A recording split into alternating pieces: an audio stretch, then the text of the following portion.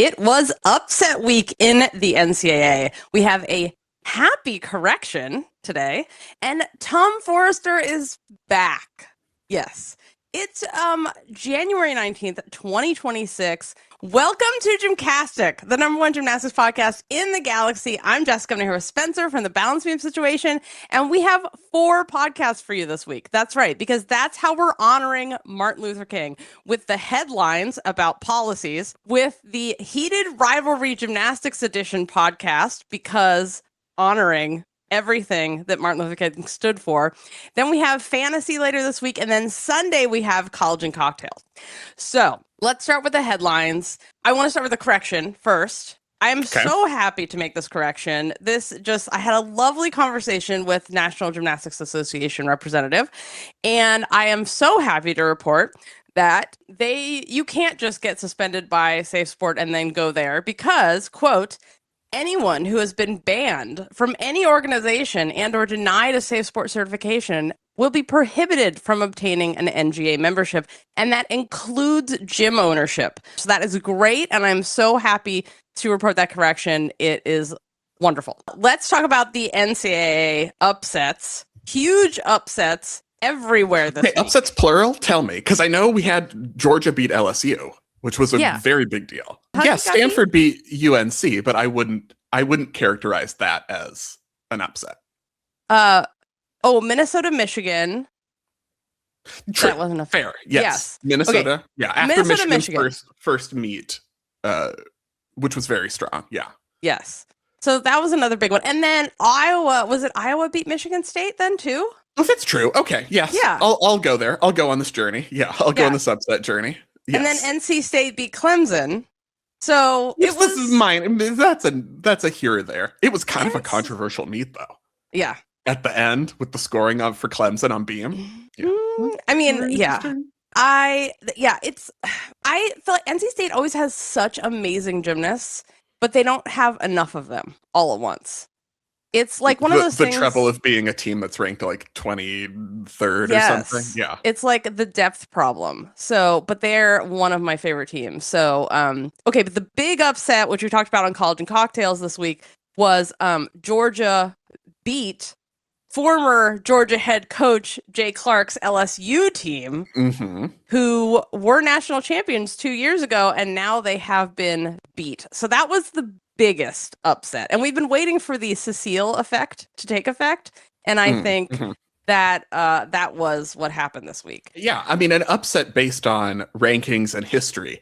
If you watched both teams' preseason previews, maybe not so much of an upset, because I do think Georgia looked like, if you compared those two previews, I think Georgia looked stronger.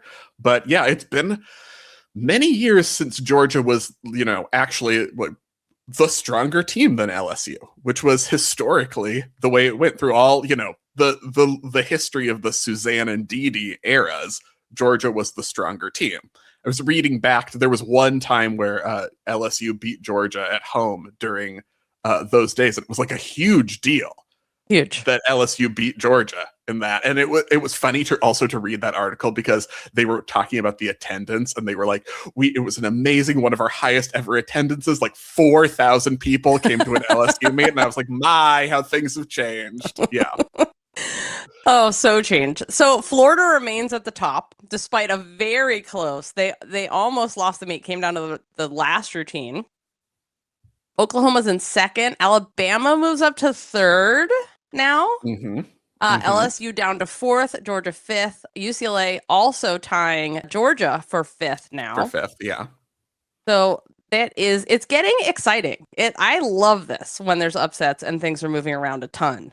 Second 10 of the season, Jordan Chiles, with Evan Heider on the mic with the call, did her double twisting Yurchenko for a 10. And my favorite part of this is, it's college gymnastics. It's not a 10, but it was a great stick. And the audio. Stunning. Oh, in her senior season. My favorite part about that was the hearing the ho ho on Sports Center because they did the top whatever Sports Centers. And I was like, Yeah. it's Evan. I mean, I knew Jordan was going to be on there, but I was like, Yeah. yes. We need to Evan up Sports Center a little bit more. That's what we've been Yes. missing. That's really what we've been missing. Yes. We The need only more. thing I will say is that when Evan is on the call and I'm live blogging, sometimes I'm like, okay, but now it seems like I'm just copying what you said when we observe the same deductions. And Yeah. I'm like, I would like my commentators to be a little less knowledgeable, so it sounds like I am You're contributing smarter. something that they are not contributing. But I'm like, Evan, stop accurately pointing out the deductions. That's my job. Yes, we do enjoy Evan as the commentator.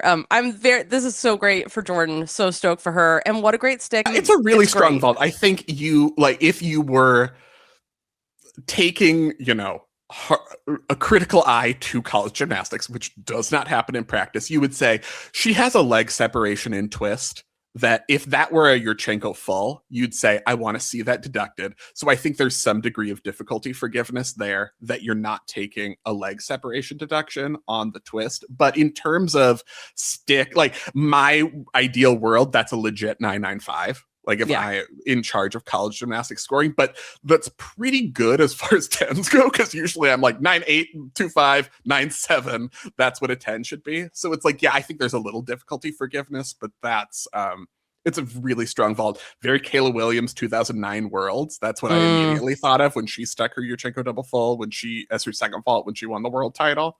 Yep. It was reminiscent of that. It's a really strong stick. So a very good vault. That was the thing, because then there were questions of like, well, why didn't she get a 10 on beam? Because I think it was one judge went 10, one judge went 9975 for her very strong beam. And I'm like, because the 995 judge probably saw the leg separation in her double full dismount. Right. This is what I would assume is the deduction that you take there. Which is like, we want you to land with feet apart at shoulder distance because that's safer for you and better, but you got to wait till the last second. Yeah. Tickets are on sale for Winter Cup, which Yule Moldauer is back. He had to requalify. Yule Moldauer had to requalify for Winter Cup, but there's women at Winter Cup now too. Those tickets are on sale. It's going to be in Kentucky, and then the American Cup in Las Vegas in March. Those tickets are on sale now. We now have, so this is the mixed team format that we are going to have at the Olympics in LA if anyone comes and it's not completely boycotted. And so we have teams confirmed now: Japan, Brazil. Excellent. Yes, correct. España and the British. Okay, but you got to be consistent now. If you're going to say España, I need you to say Japan in Japanese. Go.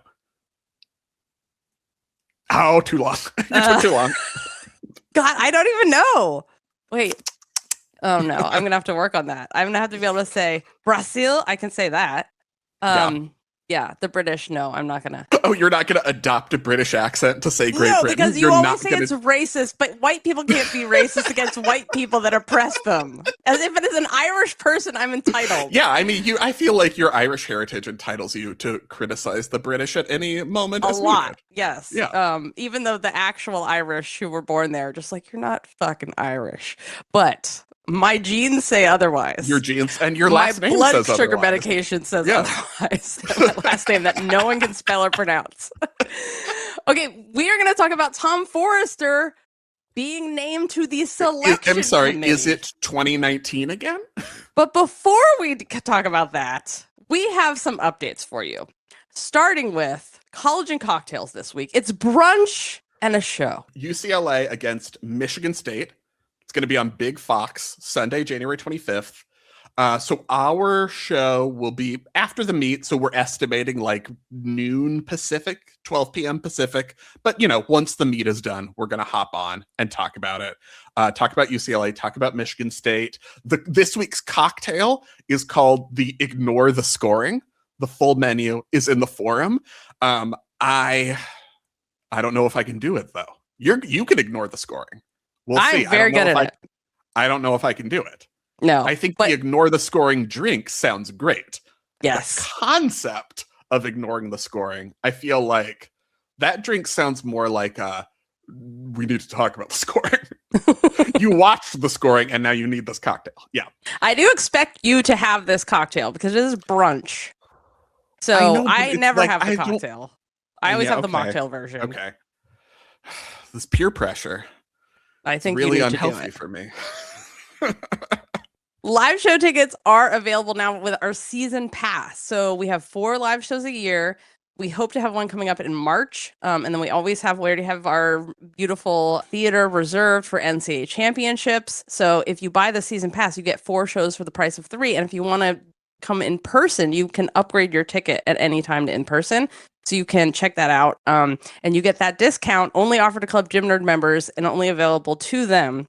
You can check it out or join the club tab, GymCastic.com, to get those. Fantasy podcast coming up Wednesday. The league is open. You can join anytime because there are weekly winners. It's not just you have to have planned this in December and been perfect and already have everybody ready. We also have a bunch of newsletters. We have a fantasy one and then the 5th rotation where Fact Checker goes off, and people are really appreciating those lately, I have to say.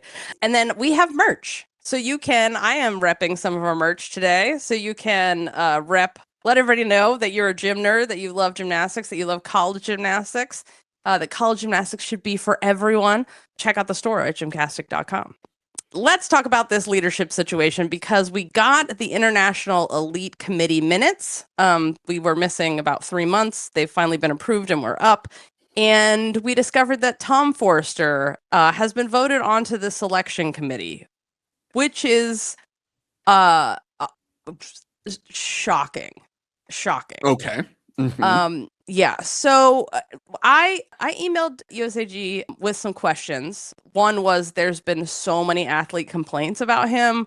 We're the athlete's consultant. He's also in business with another coach. They have a bar camp together. I also asked USA Gymnastics, he is not known for sound rationale. He famously said, quote, "I don't think it's going to come down to tenths of a point in Tokyo," where we were all like, really? Because you're 1 Simone away from losing to Russia. And that's exactly what happened. That was the most shocking thing anyone in any game with points has ever said, I think. And then there's also 60 eligible candidates for selection. And why would you choose someone who's made so many mistakes and who the athletes have many complaints about? So this is the response. Do you have anything to add to that before we get to the response from USA Gymnastics?